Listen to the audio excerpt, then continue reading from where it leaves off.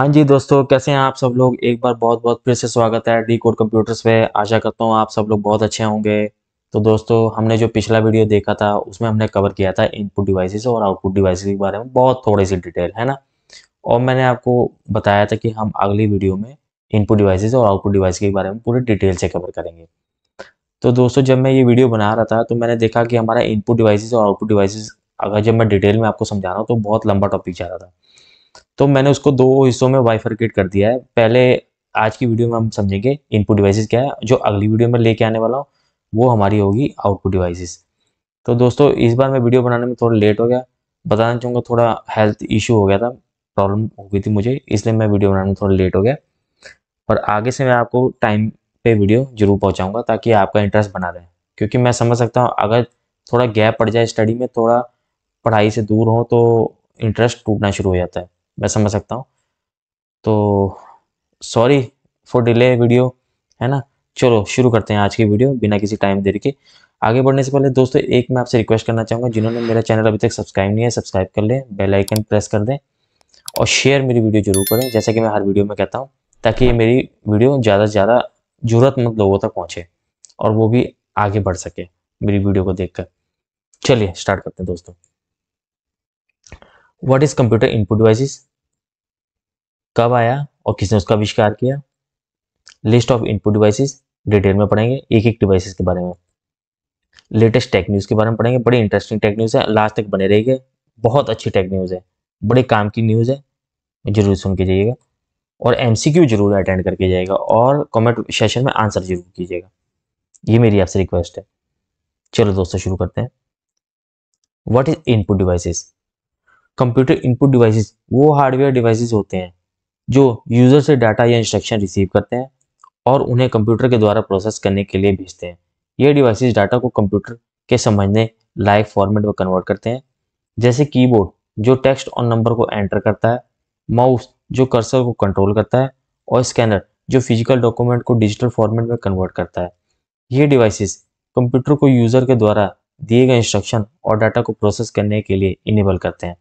दोस्तों, एक सिंपल सी लाइन में इसका आंसर ये है, यूजर हो गया आप मैं, जो डाटा इन करते हैं किसके माध्यम से, इनपुट। इनपुट डिवाइसेस क्या होगा, कीबोर्ड, माउस, है ना। जब हम कीबोर्ड से, एक एग्जांपल देता हूँ, जब हम कीबोर्ड से ए बी सी टाइप करते हैं तो वो ए बी सी जो हम टाइप कर रहे हैं वो हम क्या कर रहे हैं, इंस्ट्रक्शन भेज रहे हैं कंप्यूटर को। ए बी सी हमारी इंस्ट्रक्शन होगी और कीबोर्ड क्या होगा, हमारा इनपुट डिवाइस होगा, और हम क्या होगा, जो दे रहा है इंस्ट्रक्शन, वो यूजर हो गया। ठीक है, ऐसे सिंपल में। पर आपने लिखना ऐसे नहीं है, डेफिनेशन आपने प्रॉपर लिखनी है। कहीं एग्जाम में अगर आपको कहीं लिखनी पड़े तो ये जो मैं आपको डेफिनेशन दे रहा हूँ आपने इस तरह लिखनी है। अगर इंग्लिश में लिखना चाहते हैं तो आप जरूर ऐसा लिख सकते हैं, मैंने इंग्लिश भी प्रोवाइड की हुई है, आप इंग्लिश हिंदी दोनों में आंसर कर सकते हैं। Input devices examples. कीबोर्ड सबसे मेन इनपुट डिवाइस दोस्तों हमारा कीबोर्ड और माउस हमारा सबसे मेन पार्ट है इनपुट डिवाइस का। Mouse, touch screen, microphone, scanner, webcam, joystick, light pen, graphic tablet, barcode scanner, biometric devices, digital camera, sensors, remote control, MIDI keyboard, VR controllers, stylus. अब दोस्तों हम इनके बारे में एक एक करके डिटेल में पढ़ते हैं, कब आया, किसने आविष्कार किया और क्या काम है इनका। ठीक है, चलिए आगे बढ़ते हैं। और दोस्तों, मैं इन सभी की फोटोज अपनी पीपीटी में लगाता रहूंगा, वो आप देखिएगा जरूर, है ना। और खुद से भी गूगल पे सर्च करके देख सकते हैं। और उसकी, क्योंकि मैं सपोज जैसे हमारा कीबोर्ड है, कीबोर्ड मैं आपको एक या दो तरह के दिखा दूंगा, है ना इस पे।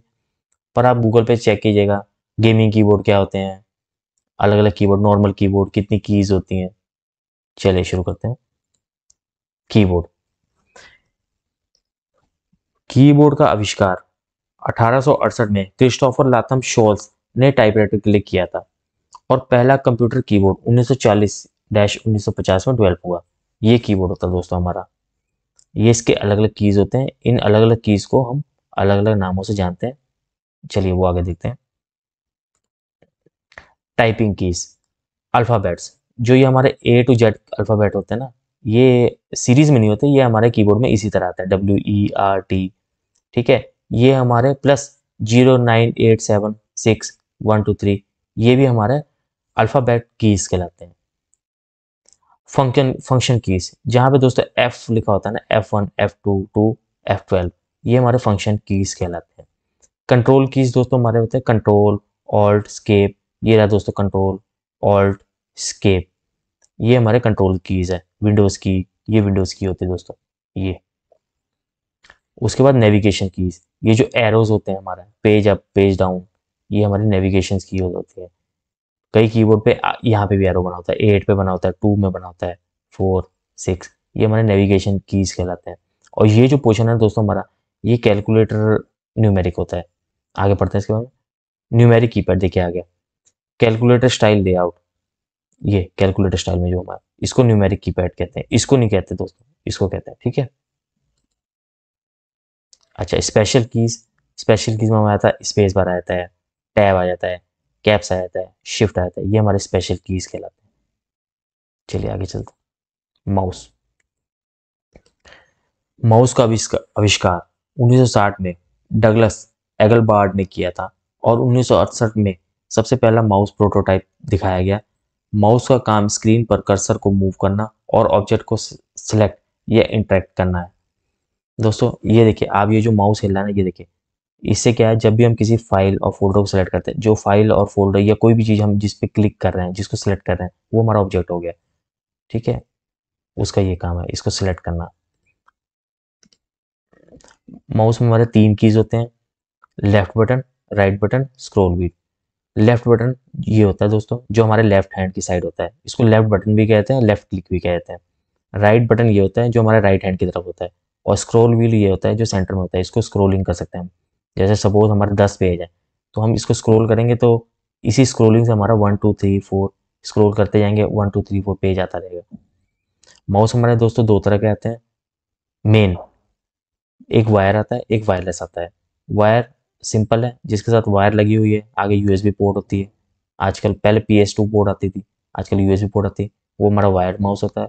वायरलेस होता है जिसमें वायर नहीं होती, उसको हम वायरलेस माउस कहते हैं। उसके साथ डोंगर आती है, वो हमारी यूएसबी पोर्ट पे लग जाती है। उसके बाद ये माउस आप कुछ डिस्टेंस तक, मतलब 3-4 मीटर की दूरी तक आप वो वायरलेस माउस यूज़ कर सकते हैं। वैसे माउस बहुत तरह के आते हैं दोस्तों। गेमिंग माउस आता है ना, गेमिंग माउस, बड़े महंगे महंगे माउस आते हैं, उसके बारे में आप गूगल में देख सकते हैं और ज़्यादा डिटेल में। चलिए आगे चलते हैं। टच स्क्रीन, टच स्क्रीन का आविष्कार 1965 में डॉक्टर सैमुअल हर्स्ट ने किया, लेकिन 1980 में इसे कमर्शियल यूज़ के लिए डेवलप किया गया। टच स्क्रीन स्क्रीन पर डायरेक्ट टच से इनपुट देने का काम करता है, जिसमें टच के जरिए सिलेक्शन, स्क्रॉलिंग और टाइपिंग की जा सकती है। टच स्क्रीन दो तरह की आती है दोस्तों, कैपेसिटिव, रेसिस्टिव। कैपेसिटिव की एग्जांपल है ह्यूमन टच डिटेक्ट करता है, जो ज़्यादा एक्यूरेट और रिस्पॉन्सिव होता है, स्मार्टफोन और टैबलेट। रेसिस्टिव होता है दोस्तों, प्रेशर से टच डिटेक्ट होता है, थोड़ा कम सेंसिटिव होता है। माइक्रोफोन, जो आप मेरी आवाज़ सुन पा रहे हैं, ये माइक्रोफोन की ही मदद से आप सुन पा रहे हैं। माइक्रोफोन का आविष्कार 1877 में एमिल बर्लिनर ने किया था, जिसे पहले टेलीफोन और रिकॉर्डिंग डिवाइसेस में यूज़ किया गया। माइक्रोफोन का काम साउंड वेव्स को इलेक्ट्रिकल सिग्नल में कन्वर्ट करना है, जिसे रिकॉर्डिंग, कम्युनिकेशन और ऑडियो ट्रांसमिशन में यूज़ किया जाता है। ये भी दो तरह के आते हैं दोस्तों, डायनेमिक माइक्रोफोन, ड्यूरेबल और लेस सेंसिटिव, जनरल यूज़ के लिए। कंडेंसर माइक्रोफोन ज़्यादा सेंसिटिव और हाई क्वालिटी ऑडियो रिकॉर्डिंग के लिए होता है, ठीक है दोस्तों। स्कैनर, हमने पिछली वीडियो में भी स्कैनर के बारे में बात की थी, इस वीडियो में हम जरूर बात करेंगे। स्कैनर का आविष्कार 1957 में रुडोल्फ हेयर ने किया था और 1960 में इसे कमर्शियल यूज़ के लिए डेवलप किया गया है। स्कैनर का काम फिजिकल डॉक्यूमेंट को डिजिटल फॉर्मेट में कन्वर्ट करना है, जिसे कंप्यूटर में स्टोर या एडिट किया जा सकता है। स्कैनर दो तरह के आते हैं, फ्लैट बेल्ट स्कैनर, डॉक्यूमेंट को एक फ्लैट सरफेस पर रख कर स्कैन करता है। मैं आपको फोटो ही लगा दे रहा हूँ, है ना। इसमें क्या होता है, इसमें ये टाइम कंज्यूमिंग है। अगर आप एक एक डॉक्यूमेंट को निकाल के स्कैन कर रहे हो फिर रख रहे हो, उसमें टाइम बहुत लगता है। एक शीट फेड स्कैनर है, इसमें आप एक साथ, मैंने पिछले वीडियो में भी बताया था कि आप एक साथ 20-25 शीट रख दीजिए, बटन प्रेस कर दीजिए, वो आपको एक एक करके स्कैन करके दे देते हैं। दोस्तों आगे बढ़ने से पहले मैं आपसे एक बार फिर रिक्वेस्ट करता हूँ, जिन्होंने मेरा अभी तक चैनल सब्सक्राइब नहीं किया और वीडियो वो मेरा देख रहे हैं, तो भाइयों मेरा चैनल ज़रूर सब्सक्राइब कर दीजिए और बेल आइकन प्रेस कर दीजिए और मेरी वीडियो ज़्यादा से ज़्यादा शेयर कीजिए। वेबकैम। वेबकैम का आविष्कार 1951 में कैम्ब्रिज यूनिवर्सिटी के रिसर्चर ने किया था, जिसे पहले वीडियो कॉन्फ्रेंसिंग और रिमोट कम्युनिकेशन के लिए यूज़ किया गया।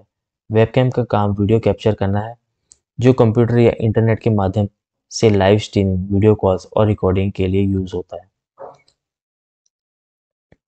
दो तरह के आते हैं, इंटीग्रेटेड वेबकैम, ये लैपटॉप और स्मार्टफोन में इनबिल्ट होता है। एक्सटर्नल वेबकैम, डेस्कटॉप कंप्यूटर में अलग से कनेक्ट करने के वाले वेबकैम्स। ये फोटो मैं आपको लगा दे रहा हूँ। लैपटॉप में आपने देखा ही होगा, मोबाइल में देखा होगा, आगे आप सेल्फ पिक्चर सेल्फी खींचते हैं, है ना, वो हमारा इंटीग्रेटेड वेबकैम कहलाता है। जॉयस्टिक। जॉयस्टिक का आविष्कार 1920 में हुआ था, लेकिन वीडियो गेम्स के लिए पहले जॉयस्टिक 1970 में आर्केड गेम्स के लिए डेवलप किया गया। जॉयस्टिक का काम डायरेक्शन कंट्रोल करना है, जिसमें प्लेयर को मूवमेंट और एक्शन को कंट्रोल करने के लिए एक स्टिक को मैनिपुलेट करना पड़ता है। Analog joystick provides smooth and precise movement used in gaming console and flight simulator. Digital joystick offer limited movement and directional input used in older arcade games. चलो नेक्स्ट। लाइट पेन का आविष्कार 1950 में किया गया था, जिसमें प्राइमरीली ग्राफिक्स वर्क और interactive application के लिए यूज किया गया। लाइट पेन एक पॉइंटिंग डिवाइस है, जिसमें स्क्रीन पर डायरेक्टली टच करने इन करके इनपुट दिया जाता है। यह लाइट सेंसिटिव होता है और स्क्रीन के पिक्सल को डिटेक्ट करता है, जिसे कंप्यूटर में इनपुट कन्वर्ट किया जाता है। ग्राफिक डिजाइन, ड्राइंग और एजुकेशन पर्पज के लिए यूज होता है। आपने देखा होगा कई यूट्यूबर्स आपको मैथमेटिक्स से या ड्रॉ करके दिखाते हैं ना, पेंसिल, वो लाइट पेन के थ्रू करके दिखाते हैं ड्रॉ। ये मैं आपको फोटो लगा दे रहा हूँ, ये देखिए ऐसा होता है। Graphic tablet. ग्राफिक टैबलेट का आविष्कार 1980 में किया गया था। ये एक डिजिटल ड्राइंग और डिजाइन के लिए यूज होता है, जिसमें स्टाइलस के माध्यम से स्क्रीन पर काम किया जाता है। देखिए पेन मैंने पिछले अभी आपको बता के था, ग्राफिक टैबलेट, इसके ऊपर हम उसी पेन से काम करते हैं। ठीक है, ये फोटो। Barcode scanner. दोस्तों बारकोड स्कैनर बहुत इंपॉर्टेंट चीज़ है। आजकल आपने देखा होगा, जहाँ भी कहीं भी आप मॉल में गए होंगे या कहीं भी शॉपिंग कॉम्प्लेक्स में गए होंगे, तो वो क्या करता है, आपका प्रोडक्ट जो आपने खरीदा होता है उसमें एक बारकोड बार बना होता है, उसको वो अपनी मशीन से स्कैन करता है, फिर वो ऑटोमेटिकली उसका प्राइस फेच करके अपने कंप्यूटर पे चला जाता है। वो बारकोड स्कैनर है। ये मैं आपको फोटो इस पे लगा देता हूँ, आप इसे चेक कर लीजिए। और इसकी डेफिनेशन है, बारकोड स्कैनर का आविष्कार 1974 में नार नॉर्मन जोसेफ वुडलैंड और बर्नार्ड सिल्वर ने किया था। और ये बारकोड्स को स्कैन करने के लिए यूज होता है, जिससे प्रोडक्ट इंफॉर्मेशन को क्विकली रिट्रीव किया जा सकता है। ठीक है, ये इंग्लिश में आप याद कर लीजिएगा। Biometric devices. बायोमेट्रिक डिवाइसेस दोस्तों आज के टाइम में बहुत इंपॉर्टेंट डिवाइस, इनपुट डिवाइस है। बारकोड डिवाइसेस आपने देखा होगा दोस्तों, जब भी ऑफिस में हम लोग जाते हैं या हमने बैंकों में भी देखा, अक्सर आजकल ऑफिस में भी लोग बायोमेट्रिक से लॉगिन करते हैं, बायोमेट्रिक से अटेंडेंस लगती है, बायोमेट्रिक से गेट खुलता है ना। वो हमारी बायोमेट्रिक डिवाइस है। मैं इसमें फोटो लगा देता हूँ जब तक हम डेफिनेशन कवर कर लेते हैं। फोटो आप इसमें देख लीजिएगा। बायोमेट्रिक डिवाइसेस का आविष्कार 1960 में हुआ था, और ये डिवाइसेस इंडिविजुअल के यूनिक फिजिकल या बिहेवियरल ट्रेड्स जैसे फिंगरप्रिंट, आईआरआईएस या वॉइस स्कैन करके आइडेंटिफिकेशन और ऑथेंटिकेशन करते हैं। पहले उसका आइडेंटिफिकेशन करते हैं, जब वो पास हो जाता है तो उसको ऑथेंटिकेशन। ऑथेंटिकेशन मतलब सपोज गेट खोलने के लिए या अटेंडेंस के लिए वो कर रहा है, तो वो जब जैसे वो अपना अंगूठा लगाता है, मशीन उसको चेक करती है, फिर उसके बाद स्कैन करती है, फिर उसको वो ऑथेंटिकेशन कर देती है कि हाँ आपकी अटेंडेंस लग गई या आपके लिए गेट खोल दिया गया है। ठीक है। उसके बाद दोस्तों आया था डिजिटल कैमरा। डिजिटल कैमरे का आविष्कार 1975 में स्टीवन सैरोन ने किया था, और ये इमेज को डिजिटल फॉर्मेट में कैप्चर करता है, जो मेमोरी कार्ड में स्टोर किया जा सकता है और एडिट किया जा सकता है। सेंसर्स। सेंसर्स का आविष्कार 20वीं सेंचुरी में किया गया था और ये डिवाइसेस फिजिकली पैरामीटर जैसे टेम्परेचर, मोशन या लाइट को मेजर करके इलेक्ट्रिकल सिग्नल को कन्वर्ट करते हैं। रिमोट कंट्रोल तो दोस्तों एक आम चीज़ होगी अब तो। ये भी हमारा इनपुट डिवाइस होता है। रिमोट कंट्रोल आप बहुत सारी चीज़ों को कहते हैं, जैसे एयर कंडीशन का रिमोट कंट्रोल होता है, हमारा टीवी का रिमोट कंट्रोल होता है ना। रिमोट कंट्रोल का आविष्कार 1950 में रॉबर्ट एल्डर ने किया था और ये वायरलेस सिग्नल के माध्यम से डिवाइसेस जैसे टीवी और एयर कंडीशनर को कंट्रोल करता है। ये इसकी डेफिनेशन। मिडी कीबोर्ड दोस्तों आपने देखा होगा, ये म्यूजिकल इंस्ट्रूमेंट कीबोर्ड होता है। ये भी हमारा इनपुट कहलाता है। इससे क्या होता है, हम अपना जैसे ही म्यूजिक बटन प्रेस करते हैं वो हमारा एक तरह से कंप्यूटर के अंदर इनपुट चला जाता है। तो इसलिए ये भी मैं इसकी फ़ोटो लगा देता हूँ आपको। ये भी हमारा मिडी कीबोर्ड होता है। मिडी कीबोर्ड का आविष्कार 1980 में किया गया था और ये म्यूजिकल इंस्ट्रूमेंट को डिजिटल सिग्नल के माध्यम से कंप्यूटर या सिंथेनाइजर के साथ कनेक्ट करने के लिए यूज़ होता है।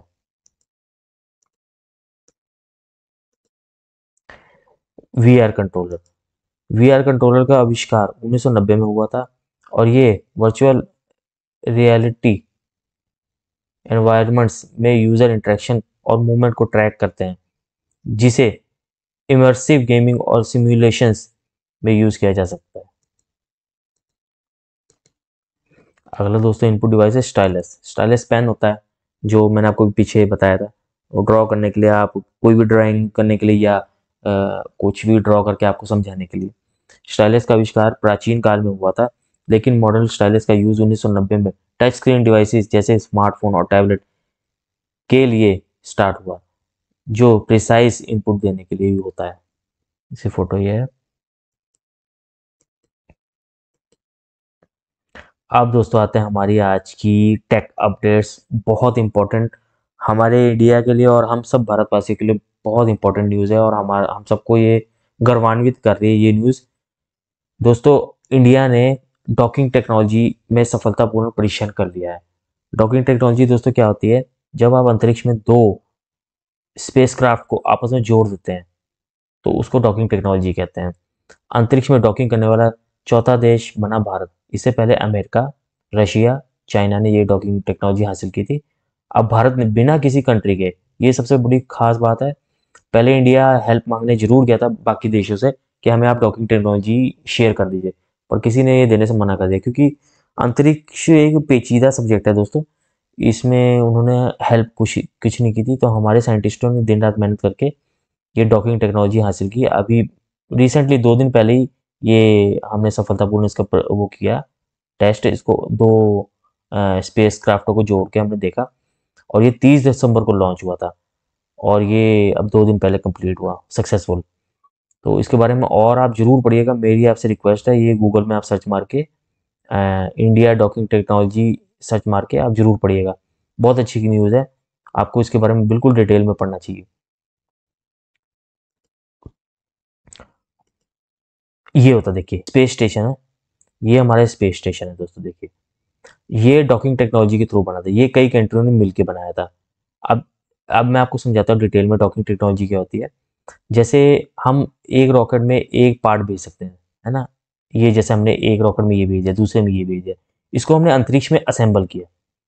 ये दोस्तों ऐसा नहीं कि ये रॉकेट हमने यहाँ इंडिया से नीचे से या यूएसए से नीचे से एक रॉकेट लॉन्च किया और ये एज इट इज ही वहाँ पे। ये एक चलता उड़ता उड़ता उड़ता एक अंतरिक्ष में घर है। आपने देखा होगा, कई बार हम देखते हैं अंतरिक्ष में लोग रह रहे हैं कहीं पे किसी जगह पे, है ना। वो यही होता है दोस्तों, यहाँ पे आके वो लोग स्टे करते हैं। ये इसको इसमें वो लोग रहते हैं और ये जितने भी आपको पार्ट्स दिख रहे हैं ना, ये अकेला अकेला भेजा गया था। डॉकिंग टेक्नोलॉजी के थ्रू इसको असेंबल किया गया था, ऊपर जोड़ा गया था। ये होती है डॉकिंग टेक्नोलॉजी। ये इंडिया ने हासिल कर ली है। हो सकता है आने वाले और 15 20 25 30 साल में हम अपना ऐसा एक स्टेशन बना सके, है ना। तो ऐसा तभी पॉसिबल है जब आप सब लोग आगे बढ़ेंगे, आप सब लोग तरक्की करेंगे, क्योंकि कल जो इंडिया का कल है वो आप लोगों ने ही संभालना है ना। खासकर जो छोटे लोग हैं, जो 15 से 30 साल के एज ग्रुप में हैं, जो ये मेरी वीडियो देख रहे होंगे, उनके लिए एक बड़ी अच्छी सीख है कि आप लोग भी आगे बढ़े। तो दोस्तों अब आ जाता है हमारा आज का एमसीक्यू। बहुत आसान एमसीक्यू है। मैं चाहूँगा जितने भी लोग मेरा वीडियो देख रहे हैं सभी कमेंट बॉक्स में मेरे रिप्लाई जरूर करें। और दोस्तों एक बार मैं फिर अपनी रिक्वेस्ट रिपीट करता हूँ कि चैनल को सब्सक्राइब, लाइक, शेयर जरूर कीजिए और बेल आइकन को जरूर प्रेस कर दीजिएगा ताकि जितनी भी मेरी लेटेस्ट वीडियो आप तक जल्दी से जल्दी पहुँच सके, है ना। तो आज का सबसे आसान एमसीक्यू, जॉयस्टिक इनपुट डिवाइस है या आउटपुट डिवाइस है, ये आपने मुझे कमेंट सेक्शन में बताना है। आपके पास ऑप्शन दो हैं, इनपुट और आउटपुट। आपने जरूर आंसर जरूर करना सबने, ठीक है। और अगली जो हमारी वीडियो आने वाली है वो भी मैं आप जल्दी ही वो रिकॉर्ड करके डालने वाला हूँ। वो हमारी आउटपुट डिवाइसेस पे होगी ताकि इनपुट और आउटपुट एक साथ हमारा कवर हो जाए। धीरे धीरे दोस्तों हम आगे बढ़े। अभी हम एक तरह से हम शुरू हो गए हैं अब अच्छे टॉपिकों की ओर। अब धीरे धीरे आपका इंटरेस्ट बढ़ना शुरू हो जाएगा। अब मैं हार्डवेयर के अंदर डीपली जाना शुरू कर दूंगा और प्रॉब्लम्स डिस्कस करना आपके साथ शुरू कर दूंगा। तो आने वाली मेरी वीडियोस बहुत सारी इंटरेस्टिंग वीडियो होने वाली हैं। तो चैनल को जल्दी से आप सब्सक्राइब जरूर कर लीजिए और बेल आइकन को प्रेस कर लीजिएगा ताकि वो वीडियोस आपसे मिस ना हो। चलो आगे बढ़ते हैं। हर सीख में आपका विकास हो। God bless you all. Okay दोस्तों, टाटा बाय बाय।